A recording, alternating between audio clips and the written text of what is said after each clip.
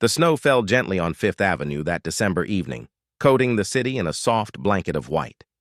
Each flake caught the warm glow of the streetlights, creating a scene that reminded longtime New Yorkers of simpler times, when the city still held magic in its winter nights. Sarah Mitchell pulled her worn beige coat tighter against the cold. At 28, she had learned to find beauty in small things, even when her own world felt uncertain. She worked 2 jobs, mornings at a coffee shop and evenings cleaning offices, but the rising cost of living in the city had left her struggling to make ends meet. As she walked past the familiar corner near Central Park, Sarah noticed him again. Walter Thompson sat quietly beside the old brick building, his weathered hands wrapped around a paper cup that had long since grown cold. His gray beard was neatly trimmed, despite his circumstances, and his eyes held a dignity that spoke of better days. Sarah had seen Walter there for weeks now.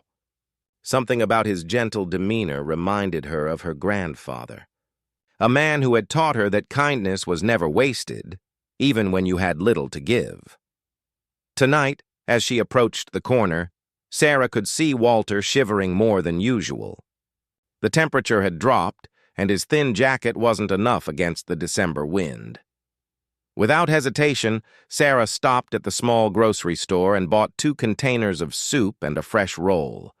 She spent her last $12, money she had been saving for her own dinner. "Excuse me?" she said softly, approaching Walter with genuine warmth in her voice. "I thought you might like something hot to eat."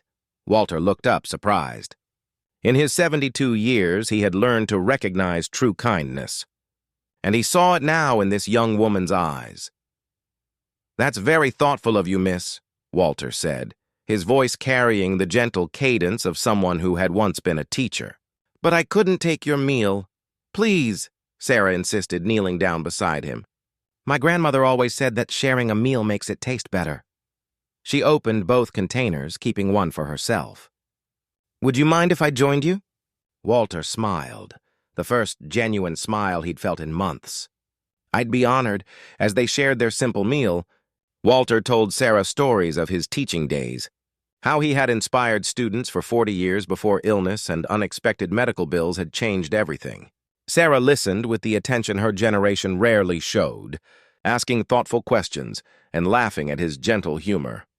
Neither of them noticed the black sedan parked across the street or the man sitting inside.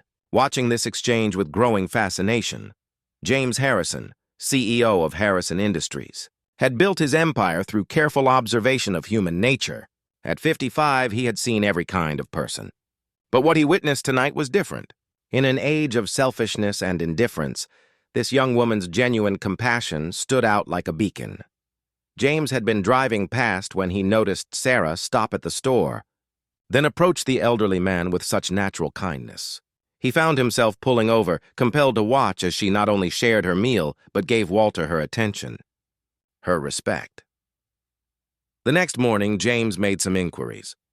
It didn't take long to learn about Sarah Mitchell, her 2 jobs, her struggle to stay afloat, her reputation among co-workers as someone who always helped others despite having little herself.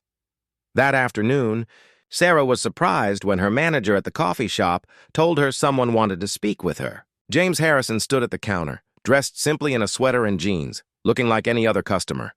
"Ms. Mitchell," he said with a warm smile. "I'm James Harrison. I witnessed something beautiful last night, and I was hoping we could talk." Sarah's first instinct was caution, but something in James's demeanor reminded her of the kindness she tried to show others.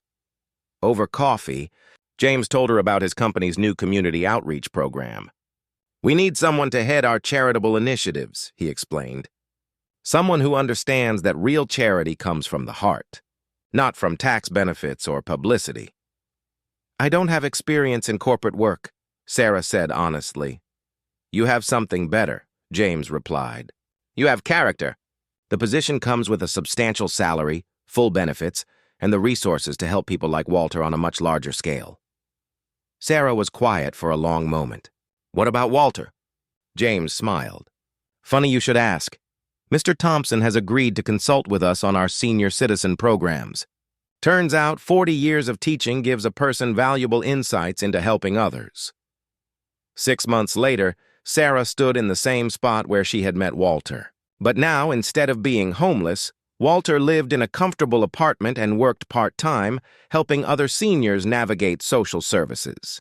The program Sarah had developed had helped hundreds of people find stable housing and meaningful work.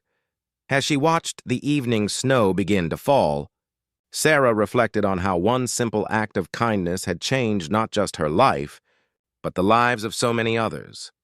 Walter approached, carrying 2 cups of hot chocolate from the new community center nearby. "Thought you might like something warm," he said with a familiar smile. Sarah laughed, accepting the cup gratefully. "You know, Walter, I think my grandmother was right. Everything does taste better when it's shared." Behind them, James watched from the community center window, a satisfied smile on his face. He had learned something valuable that snowy night, that the best investments aren't always measured in dollars, but in the simple currency of human kindness. In a world that often felt cold and disconnected, Sarah's gentle heart had reminded them all of something important, that we find our greatest wealth not in what we keep for ourselves, but in what we're willing to share with others. The snow continued to fall, each flake a reminder that small acts of kindness, like individual snowflakes, can together create something beautiful, something that transforms the landscape of our lives in ways we never imagined possible.